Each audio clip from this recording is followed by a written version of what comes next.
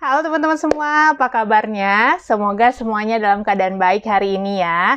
Hari ini ketemu lagi dengan saya Feby. Seperti biasa, visi saya adalah ingin membantu teman-teman semua untuk mencapai versi terbaik dari diri kamu dalam hal kecantikan, kesehatan, dan juga penghasilan ya. Nah, hari ini kita masih mau ngomongin soal suplemen ya. Hari ini masih bersama dengan suami saya, Dr. Anti, spesialis kedokteran jiwa. Kita tuh mau ngomongin soal suplemen yang kayaknya sekarang tuh ngetren ya. Jadi banyak banget yang bilang kalau dia mengkonsumsi vitamin ini, yaitu vitamin D ya. Jadi kayaknya aku tuh sering banget dengar teman tuh bilang ini mengkonsumsi vitamin yang dosisnya lumayan tinggi gitu. Vitamin apa? Vitamin D-nya gitu? Iya, vitamin D. Oh. Nah, kalau kamu sendiri gimana? Di tempat praktek banyak nggak yang pakai vitamin D ini dan buat apa? Yang kalau sekarang ini memang vitamin D ini banyak diminta diperiksa ya oleh teman-teman dokter penyakit dalam ya, bukan cuma oleh dokter jiwa sebenarnya. Lebih karena kalau misalnya untuk kasus-kasus tertentu memang vitamin D ini disarankan. Misalnya contoh kalau dia mengeluh sering lemes, sering tidak bertenaga gitu. Dan kalau kita lihat memang banyak pasien dengan keluhan psikosomatik itu kan mengalami keluhan-keluhan seperti itu gitu. Iya, lemas tidak bertenaga. Betul. Seperti itu ya. Jadi sebenarnya sih kalau pasien-pasien yang datang ke aku itu kebanyakan mereka sudah pernah periksa vitamin D-nya. Jadi sudah disarankan sama dokter bagian penyakit dalamnya untuk memeriksakan vitamin D tersebut, karena biasanya mereka mengeluhnya tuh nggak bertenaga, lemes, capek kayak gitu. Itu yang sering kali jadi masalah sih sebenarnya kalau misalnya di ini. Dan ternyata memang kalau dari beberapa ngobrol sama teman-teman yang lain itu 90% itu memang mengalami kekurangan kayak gitu. Iya. Begitu juga karena kan kalau vitamin D itu ya, yang setahu saya juga yang dari saya pelajari, vitamin D itu kan memang kalau misalnya salah satu terbentuknya itu di kulit lewat sinar matahari ya kan? Iya. Dimana juga kalau kita pada dasarnya apalagi perempuan nih kayak gini kan nggak mau terlalu sering di bawah sinar matahari kan nanti timbul flek lah apalah kayak gitu kan. Jadi memang kayaknya rata-rata orang Indonesia pun yang meskipun sinar mataharinya banyak tuh kekurangan vitamin D ya. Iya. Nah, kalau kita mau konsumsi suplemen vitamin D itu harusnya yang kayak gimana ya? Maksudnya harus kita cek dulu nggak? Iya. Sebenarnya memang karena tadi dikatakan bahwa ada teman yang mengatakan kayaknya kalau misalnya kita meriksa vitamin D itu rata-rata di bawah angka normal rata-rata orang Indonesia. Ini menarik sih sebenarnya kalau demikian. Dan kalau kita lihat berapa yang biasanya nilainya itu kalau di teman-teman mungkin sudah pernah periksa itu di bawah 20 itu berarti harus sudah menggunakan suplementasi vitamin D. Kalau di bawah 20 nilainya waktu diperiksa. Jadi biasanya teman-teman bisa datang ke lab klinik, kemudian minta diperiksa secara sukarela lah vitamin D-nya ya. Ada beberapa seperti itu. Kemudian kalau misalnya di bawah 30 itu masih dianggap ya defisiensi ringan atau kekurangan yang ringan. Beberapa di antaranya disarankan ya paling jemur ya, lebih banyak berjemur seperti itu. Tapi kalau sudah di bawah 20 biasanya sudah disarankan untuk menggunakan suplementasi vitamin D. Nah, namun ini menjadi menarik nih karena di masa pandemi COVID-19 ini kebutuhan vitamin D itu lebih tinggi ya disarankan. Bahkan ada beberapa literatur yang mengatakan bahwa terutama yang di Inggris ya, mungkin karena di Inggris itu kan jarang kurang ada sinar matahari ya, sinar matahari. Studi di sana menyarankan untuk penggunaan vitamin D bahkan daripada vitamin-vitamin yang lain, misalnya vitamin C atau vitamin yang lain lebih disarankan untuk membantu dengan vitamin D. Iya, saya juga pernah baca nih kalau vitamin D itu ternyata teman-teman maksudnya dia banyak manfaatnya untuk mencegah infeksi saluran nafas gitu ya, membantu kalau ada yang masalah infeksi saluran nafas, dan karena dia juga ternyata dia itu membantu untuk menghambat proses inflamasi gitu ya kan kita proses peradangan gitu ya. Jadi kalau misalnya punya COVID dan lain-lain itu kan basically yang terjadi adalah dia itu mengakibatkan proses peradangan gitu ya.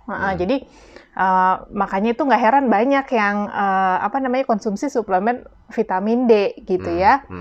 Oke, dan tentunya mungkin gimana nih kalau misalnya tips dari kamu tuh kalau misalnya kita itu bagaimana caranya kita tahu kita tuh butuh nggak ya suplemen vitamin D dan bagaimana memilihnya gitu? Ya, kalau misalnya kebutuhan vitamin D itu sebenarnya disarankan untuk dilihat dulu, misalnya secara laboratorium. Ya, laboratorium biasanya kita sarankan untuk diperiksa.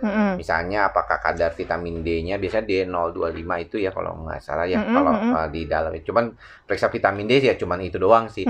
Memang lumayan agak mahal ya, kisaran harganya itu 350 sampai 450 untuk cek. 350.000 lewat darah kan ya? Ya, 350.000 sampai 450.000 kalau nggak salah di berbagai laboratorium klinik yang ada.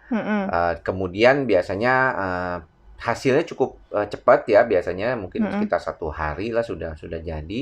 Dan kalau misalnya di bawah 20 disarankan sih minum vitamin D. Dan memang ada beberapa dijual di dalam apotik ataupun di rumah sakit tempat dokter berpraktek, tapi juga bisa beli bebas, ada juga gitu jadi beberapa suplementasi. Kebanyakan yang dijual tuh yang sekitaran 1.000. Jadi ada yang 1.000 ya jual dan ada lagi yang 5.000. Nah, tapi yang 5.000 ini biasanya jarang digunakan untuk suplementasi sehari-hari, tapi lebih kepada untuk pengobatan. Iya, kalau yang memang sudah dosisnya ada tinggi. Itu biasanya ada beberapa pasien yang imunnya keganggu atau misalnya penyakit-penyakit autoimun. Nah, itu juga banyak kan menggunakan vitamin D.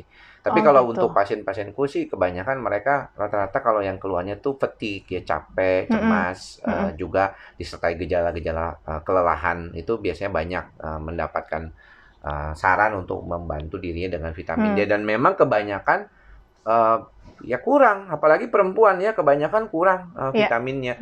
Dan kalau ditanya apa bisa dengan bantuan sinar matahari saja, sebenarnya bisa aja. Cuman yang sering salah itu adalah pada saat berjemur itu tidak di jam yang pas gitu. Kepagian, misalnya jam 7 pagi udah berjemur gitu. Katanya sih yang paling baik itu memang agak sedikit panas ya, setengah 9, jam 8.30 sampai 9.15. Cuman jam-jam segitu kan kebanyakan udah pada sibuk ya, kerja, udah mulai kerja lagi atau sekarang bantu ya itu juga anaknya. masalahnya ya. Betul, kayak gitu. Iya, betul.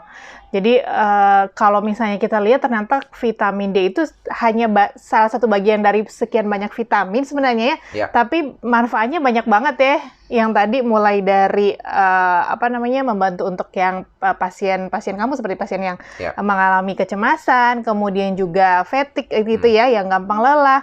Dan kemudian jangan lupa juga vitamin D itu kan membantu untuk penyerapan kalsium ya kan. Betul. Sangat bagus, sangat baik banget untuk tulang ya kan. Jadi dan berbagai tadi manfaat yang saya udah sampaikan.